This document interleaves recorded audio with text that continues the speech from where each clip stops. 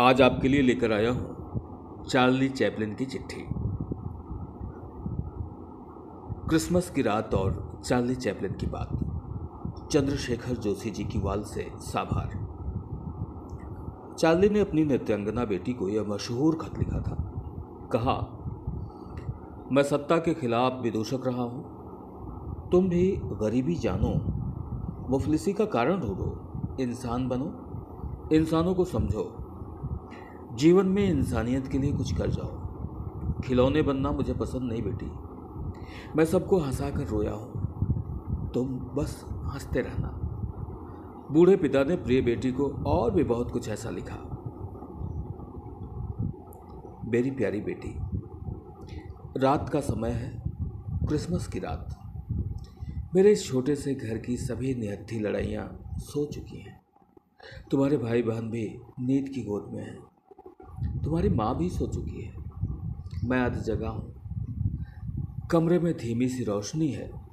तुम मुझसे कितनी दूर हो, पर यकीन मानो तुम्हारा चेहरा यदि किसी दिन मेरी आंखों के सामने न रहे, उस दिन मैं चाहूँगा कि मैं अंधा हो जाऊँ। तुम्हारी फोटो वहाँ उस मेज पर है और यहाँ मेरे दिल में भी, पर तुम कहाँ हो? वहाँ सपने जैसे भव्य शहर पेरिस में चैम्स एलिसस के शानदार मंच पर नृत्य कर रही हूँ।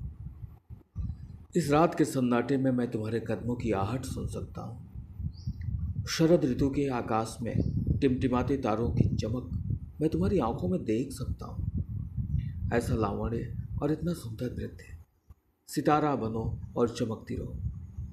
परंतु यदि दर्शकों का उत्साह और उनकी प्रशंसा तुम्हें मदहोश करती है, या उनसे उपहार में मिले फूलों की सुगंध तुम्हारे सिर चढ़ती है, तो चुपके से एक कोने में बैठकर मेरा खत पढ़ते हुए अपने दिल की आवाज़ सुनना। मैं तुम्हारा पिता जिरल्डाइन, मैं चार्ली चैपलिन। क्या तुम जानती हो, जब तुम नन्ही बच्ची थी तो रात रात भर मैं तुम्हारे सिरहाने बैठकर तुम्हें स्लीपिंग ब्यूटी की कहानियाँ सुनाया करता था। मैं तुम्हारे सपनों का साक्षी हूँ। मैंने तुम्हारा भविष्य देखा है। मंच पर नाचती एक लड़की, मानो आसमान में उड़ती परी। लोगों की करतल ध्वनि के बीच उनकी प्रशंसा के शब्द सुने हैं। इस लड़की को देखो, वो एक बूढ़े विदूषक की बेटी है। याद है, उसका नाम चार्ली था। हाँ, मैं चार्ली हूँ, बूढ़ा विदूषक। अब तुम्हारी बारी है। मैं फटी पैंट में नाचा करता था और मेरी राजकुमारी, तुम रेशम की खूबसूरत ड्रेस में नाचती हो। ये नृत्य और ये शाबाशी तुम्हें सातवें आसमान पर ले जाने के लिए सक्षम है। उड़ो और उड़ो, पर ध्यान रखना कि तुम्हारे पांव सदा धरती पर टिके रहें। तुम्हें लोगों की जिंदगी को करीब से देखना चाहिए। गलियों बाजारों में नाच दिखाते नर्तकों को देखो, जो कड़कड़ाती सर्दी और भूख से तड़प रहे हैं। मैं भी उन जैसा था जिरल्डाइन। उन जादुई रातों में जब मैं तुम्हें लोरी गा गा कर सुलाया करता था और तुम नींद में डूब जाती थी, उस वक्त मैं जागता रहता था। मैं तुम्हारे चेहरे को निहारता, तुम्हारे हृदय की धड़कनों को सुनता और सोचता, चार्ली, क्या यह बच्ची तुम्हें कभी जान सकेगी? तुम मुझे नहीं जानती जिरल्डाइन। मैंने तुम्हें अनगिनत कहानियाँ सुनाई हैं, पर उसकी कहानी कभी नहीं सुनाई। वो कहानी भी रोचक है। यह उस भूखे विदूषक की कहानी है जो लंदन की गंदी बस्तियों में नाच गाकर अपनी रोजी कमाता था। ये मेरी कहानी है। मैं जानता हूँ पेट की भूख किसे कहते हैं। मैं जानता हूँ कि सिर पर छत न होने का क्या दंश होता है। मैंने देखा है मदद के लिए उछाले गए सिक्कों से उसके आत्मसम्मान को छलनी होते हुए, पर फिर भी मैं जिंदा हूँ। इसलिए फिलहाल इस बात को यही छोड़ते हैं। तुम्हारे बारे में ही बात करना उचित होगा जिरल्डाइन। तुम्हारे नाम के बाद मेरा नाम आता है, चैपलिन। इस नाम के साथ मैंने 40 वर्षों से भी अधिक समय तक लोगों का मनोरंजन किया, पर हंसने से अधिक मैं रोया। जिस दुनिया में तुम रहती हो, वहाँ नाच गाने के अतिरिक्त तो कुछ नहीं है। आधी रात के बाद जब तुम थिएटर से बाहर आओगी, तो तुम अपने समृद्ध और संपन्न चाहने वालों को तो भूल सकती हो, पर जिस टैक्सी में बैठकर तुम अपने घर तक आओ, उस टैक्सी ड्राइवर से यह पूछना मत भूलना कि उसकी पत्नी कैसी है। यदि वह उम्मीद से है तो क्या अजन्मे बच्चे के नन्हे कपड़ों के लिए उसके पास पैसे हैं? उसकी जेब में कुछ पैसे डालना न भूलना। मैंने तुम्हारे खर्च के लिए पैसे बैंक में जमा करवा दिए हैं, सोच समझ कर खर्च करना। कभी कभार बसों में जाना, सबवे से गुजरना, कभी पैदल चलकर शहर में घूमना, लोगों को ध्यान से देखना, विधवाओं और अनाथों को दया दृष्टि से देखना।